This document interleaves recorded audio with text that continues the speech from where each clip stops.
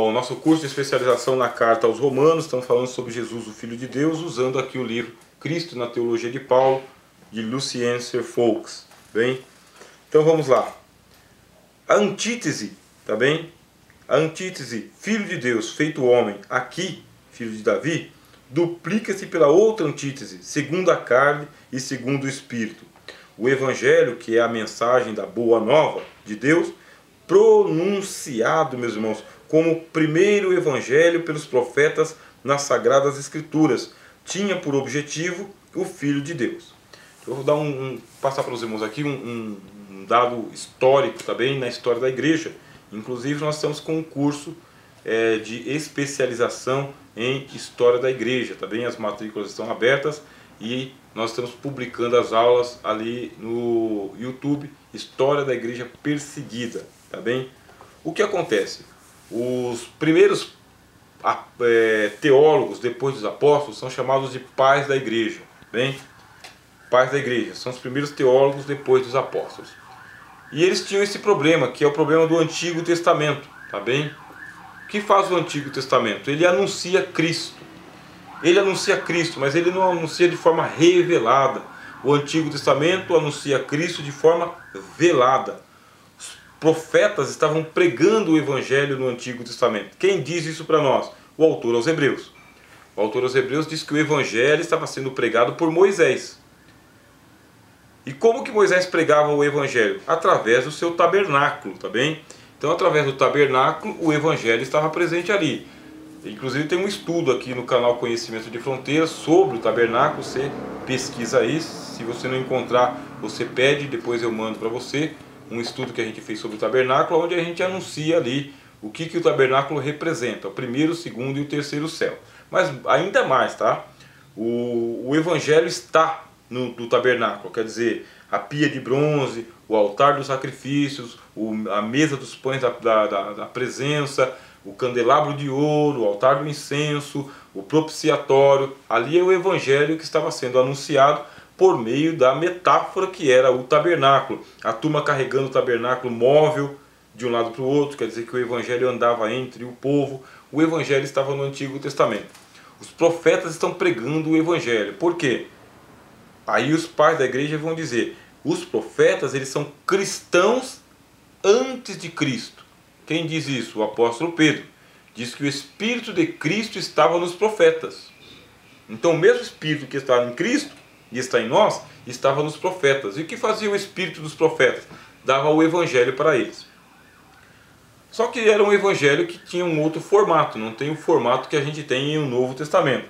Porque em o Novo Testamento nós temos ele formalizado com a palavra Evangelho, Boa Nova. Mas eles também estão anunciando o Evangelho. Os profetas estão anunciando o Evangelho. O que os pais da igreja falaram? Pois bem, os profetas eles são chamados de proto-cristãos, meus irmãos. Tá bem? Proto, primeiro, cristão. São os primeiros cristãos. Os profetas são uma antecipação dos apóstolos. Tá bem? Não são apóstolos. Apóstolos estão no Novo Testamento. São profetas. Mas eles são uma antecipação dos apóstolos do Senhor Jesus Cristo. Eles são os apóstolos de Jesus no Velho Testamento. Recebem o nome de apóstolos? Não. Que nome recebem? Profetas. Mas tem um ministério apostólico? Tem.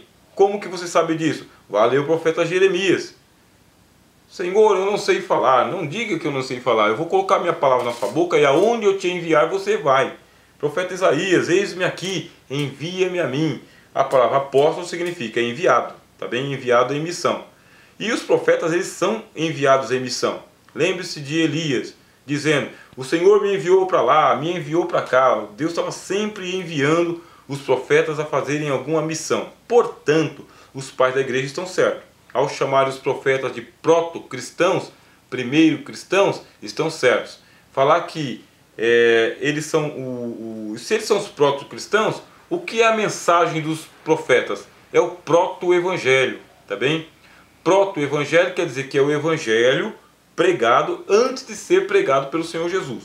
Como que ele é pregado no Antigo Testamento? Ele é pregado de uma maneira misteriosa, metafórica, tá? Usando-se metáforas, figuras. Então o Evangelho já está no Antigo Testamento? Sim. E é por isso que quando você for pregar o Antigo Testamento, tente encontrar o Evangelho no Antigo Testamento. Pregue um Velho Testamento evangélico, meus irmãos. Quem gosta de pregar no Velho Testamento não está proibido, mas você tem que pregar como um evangélico e não como um cara do Velho Testamento, como um judeu, como um fariseu, como um rabino. Você não é rabino, você não é fariseu, você não está lá no Velho Testamento, você é crente, você é cristão, você tem o Espírito Santo. Então vai pregar o Velho Testamento, prega como cristão. Use os óculos do Evangelho, coloque os óculos do Evangelho, abra e leia Moisés, leia Elias, leia Davi, leia Ezequiel, leia Oséias, leia Amós, leia Josué como cristão. É a falha que eu vejo muita gente fazer. Prega-se o Velho Testamento como se ainda tivesse no Antigo Testamento. Aí o apóstolo Paulo, na carta aos Coríntios, fala: sempre que você fizer isso, o véu é colocado sobre o seu coração. Até hoje, diz o apóstolo Paulo na segunda carta aos Coríntios, quando se lê Moisés, o véu é posto sobre os seus corações. 2 Coríntios capítulo 4. Agora, quando se converte a Cristo, tira-se o véu. Quando você prega o Velho Testamento como cristão e encontra Cristo lá em Abraão, Cristo em Moisés, Cristo em Josué, Cristo em Jonas, Cristo em Davi, quando você faz isso, você abre o Antigo Testamento, o véu é tirado e as pessoas enxergam o Evangelho lá. É isso que os apóstolos fizeram. Vocês vão estudar isso aí em Metodologia do Novo Testamento, como os apóstolos usavam o Antigo Testamento. Eles convertiam o Antigo Testamento em Novo Testamento, pregando Cristo a partir de Gênesis até Malaquias. Que bênção, né, meus irmãos? Então, os profetas são proto-cristãos e o que eles pregavam? Um proto-evangelho. Isso aí é uma nota para você que é um estudante de teologia. Então, nós estamos dizendo aqui que o Evangelho, a mensagem de Boa Nova de Deus, pronunciado como o primeiro Evangelho pelos profetas nas Sagradas Escrituras, tinha por objeto o Filho de Deus. Tema central do Antigo Testamento, meus irmãos: Jesus. Jesus. Esse é o tema central. Tem o nome de Jesus? Não. Quando que vai ter? Em Novo Testamento. E lá? Que nome que tem? O pensamento se volta, de início, para a situação de Cristo, no estado de Filho de Deus, acima de qualquer missão temporal. Este Filho de Deus tornou-se segundo a carne da estirpe de Davi. Tá? A gente já estudou aqui. Ele é o espermatos de Davi, da semente de Davi. À espera de ser manifestado como Filho de Deus com todo o poder, segundo o Espírito de santificação, mediante a ressurreição dos mortos. O Filho de Deus ressuscitado é o que não era anteriormente, força divina atuante na humanidade. Importância do Filho de Deus, meus irmãos, é a seguinte: a importância do Filho de Deus, Jesus. As profecias sem Cristo, elas estão ineficazes, tá bem?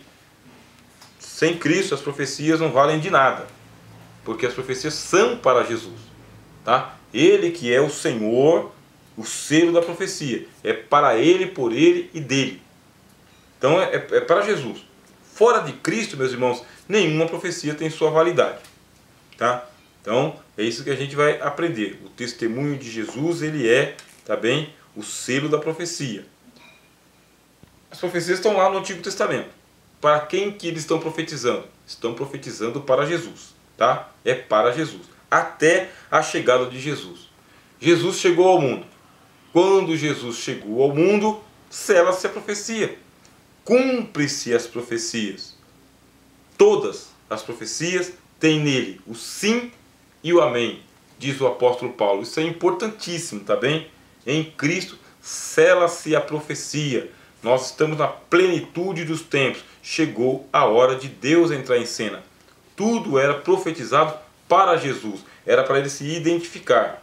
Então, quando vem o Cristo, o que ele faz, meus irmãos? Ele reivindica as profecias. Olha que glória! Jesus não está atuando aqui por livre e espontânea vontade, livremente, como se não tivesse nada que ele tivesse que cumprir. Até o jumentinho que ele vai utilizar para entrar na Cidade Santa,